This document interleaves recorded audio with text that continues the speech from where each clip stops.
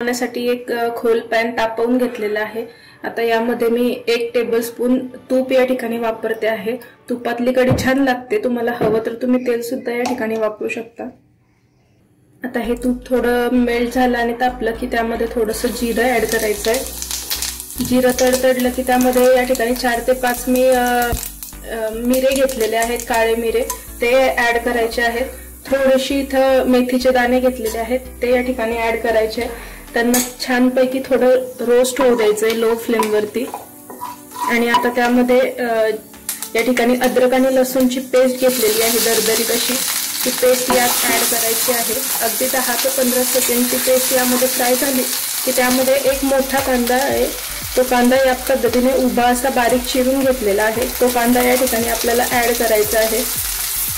थोडासा कोथिंबीर आणि आता लो फ्लेम वरती आपल्याला हा कांदा थोडा लाईट गोल्डन कलर येईपर्यंत परतून घ्यायचा आहे। आता अशा प्रकारचा हा लाईट ब्राऊन कलर येईपर्यंत थोडं क्रिस्पी असा कांदा होईपर्यंत आपण या ठिकाणी हा परतून घेतलेला आहे मीडियम फ्लेम वरती।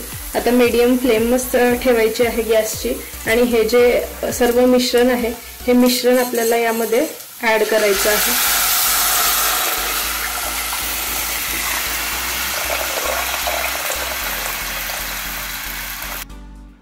आता यामध्ये चवीनुसार मीठ ऍड करायचं आहे आणि हाय फ्लेम वरती आपल्याला याला कंटिन्यूअस असं मिक्स करत राहायचं आहे आणि छान अशी कडक अशी उकळी काढून घ्यायची आहे। आता साधारण 4 ते 5 मिनिट हाय फ्लेम वरती कंटिन्यूअसली या पद्धतीने मिक्स करत या कढीला आपण कडक अशी उकळी काढून घेतलेली आहे। आता गॅसची फ्लेम लो करायची आहे आणि आता स्पून काढल्यानंतर यावर आपल्याला झाकण ठेवायचं आहे आणि लो फ्लेम वरती साधारण 20 ते 25 मिनिट आपल्याला ही कढी होऊन द्यायची। फक्त 3 ते 4 मिनिट नंतर आपल्याला ही चेक करायची आणि मिक्स करायची आहे। आता या ठिकाणी 2 ते 3 मोठे कांदे या पद्धतीने चिरून घेतलेले आहेत बारीक, ते एका बाउल मध्ये घ्यायचे आहेत। आता जोपर्यंत कढी या ठिकाणी शिजते आहे तोपर्यंत आपण इकडे पकोडे बनवून घेणार आहोत। नंतर 2 बारीक चिरलेल्या हिरव्या मिरच्या आहेत, बारीक चिरलेला कोथिंबीर, 1 टीस्पून ओवा आहे, तो हाताने या पद्धतीने क्रश करून आपल्याला मग यामध्ये ऍड करायचा आहे। चव आणि पचन दोघं छान होतात याने। थोडासा बेकिंग सोडा आहे चिमूटभर। आता यामध्ये चवीनुसार मीठ ऍड करायचं आहे, थोडीशी काश्मीरी रेड पावडर या ठिकाणी